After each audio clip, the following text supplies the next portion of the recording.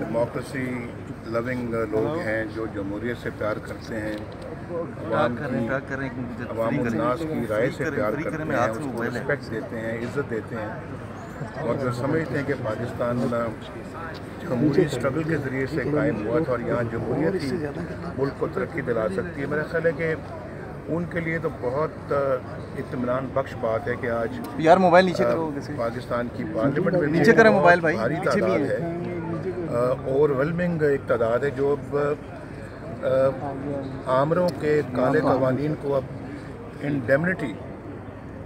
देने के लिए अब तैयार नहीं है, तहफ़्फ़ुज़ देने के लिए तैयार नहीं है। ये कल आपने उसका सबूत देखा है और मैं पाकिस्तान मुस्लिम लीग नून और जो हमारी इत्तेहादी जमातें हैं, मैं उन सबको दिल की गहराइयों से मुबारकबाद पेश करता हूँ कि उन्होंने कल असूलों पर फैसला किया और आमरों के काले कानून को रिजेक्ट किया वहाँ पर फ्लोर ऑफ द हाउस पे। ये बहुत बड़ी डेवलपमेंट है और मैं ये समझता हूँ कि ये एक आई ओपनर है उन लोगों के लिए जो पाकिस्तान के अंदर जमहूरियत के रास्ते पे नहीं चलते रहे। और मुझे तो तकलीफ इस बात की, मुझे पीटीआई से कोई गिला नहीं है क्योंकि पीटीआई